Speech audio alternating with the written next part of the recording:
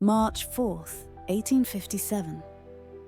James Buchanan, a lifelong politician and skilled diplomat, stands before the nation, takes the oath of office.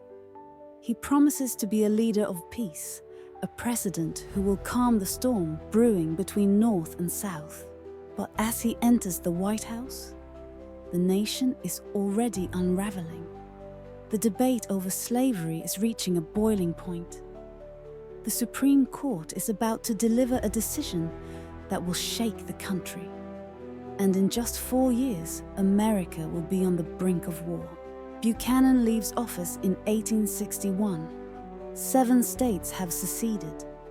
The country is divided, and his successor, Abraham Lincoln, will soon face the greatest crisis in American history. Historians have long debated Buchanan's role in these years. Was he a weak and indecisive in the face of crisis?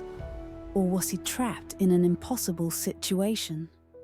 This is the story of James Buchanan, the 15th President of the United States. James Buchanan was born on April the 23rd, 1791, in a small log cabin in Cove Gap, Pennsylvania. The second of 11 children, he grew up in a frontier family that valued hard work, discipline, and education. His father, a successful businessman, built a prosperous farm and general store. His mother, Elizabeth Spear Buchanan, emphasized the importance of learning, pushing her son toward a future in law and politics. A bright student, graduated Dickinson College in Carlisle, Pennsylvania, with honors in 1809. With a sharp mind and a gift for debate, Buchanan turned to law. The young lawyer from Pennsylvania was ambitious, intelligent, and driven. James Buchanan's journey into politics began in 1814, at just 23 years old. The War of 1812 had stirred patriotic fervor, and Buchanan was eager to serve. That year, he was elected to the Pennsylvania House of Representatives. As the Federalist Party collapsed, he shifted his allegiance to the growing Democratic Party. By 1821, he had won a seat in the U.S. House of Representatives, beginning a decade-long tenure in Congress. In Washington, Buchanan gained a reputation as a firm believer in states' rights. He personally opposed slavery, but viewed it as a constitutional issue, one best left to the states to decide. In 1832, President Andrew Jackson appointed him as the U.S. Minister to Russia. Upon returning home, he was elected to the U.S. Senate in 1834. By the early 1850s, he set his sights on the presidency. Seeking to strengthen his credentials, he accepted an appointment as U.S. Minister to Britain under President Franklin Pierce. By 1856, as the nation faced growing divisions over slavery, Democrats turned to him as a unifying figure, an experienced diplomat. That year, he was nominated as the Democratic candidate for president, and in a heated 3-way election, he emerged victorious. At 65 years old, James Buchanan had reached the highest office in the land.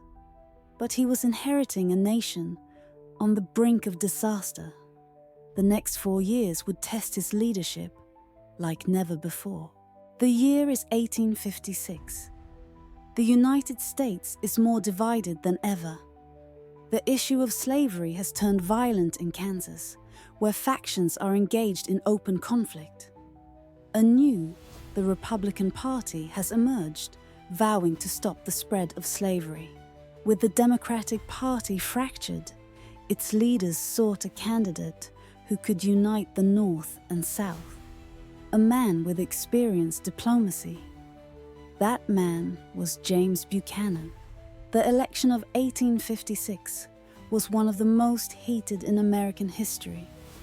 Buchanan faced 2 strong opponents: John C. Fremont, the Republican candidate, who opposed the expansion of slavery, and Millard Fillmore, the Know-Nothing Party candidate who focused on anti-immigrant policies.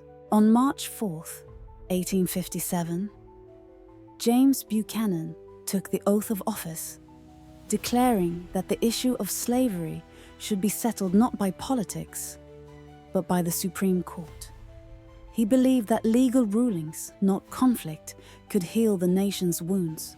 Just 2 days after James Buchanan took office, the United States Supreme Court delivered one of the most controversial rulings in American history, the Dred Scott decision. James Buchanan publicly welcomed the ruling, believing it would settle the slavery question once and for all. Historians later discovered that Buchanan had pressured at least one justice, hinting that a broad ruling against Scott would help end the national debate over slavery. His involvement cast doubt on the court's impartiality. While James Buchanan hoped the Dred Scott decision would settle the slavery debate, the crisis in Kansas proved otherwise.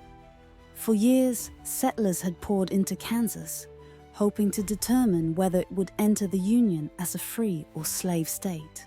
As the fighting in Kansas continued, Buchanan refused to intervene. He saw it as a territorial issue, not a federal one. His failure to mediate the crisis in Kansas soon bled through the entire nation. In the Utah Territory, tensions between the Mormon settlers and the federal government had escalated to a breaking point. The territory was led by Brigham Young, the region's governor. Many in Washington feared that Mormon leaders were preparing for an armed conflict against federal forces. Without direct negotiations, Buchanan made a bold decision. He declared Utah in rebellion and sent 2,500 U.S. troops to restore federal authority, launching what became known as the Utahwar. Buchanan sent negotiators to broker peace. In 1858, Brigham Young agreed to step down as governor, and the crisis ended without large-scale bloodshed. By the end of James Buchanan's presidency, the United States stood on the edge of collapse. For years, Buchanan had insisted that slavery was a matter for the courts and the states, not the federal government. South Carolina became the first state to secede. Buchanan condemned secession, calling it unconstitutional. But at the same time, he claimed the federal government had no power to stop it. This indecision paralyzed Washington.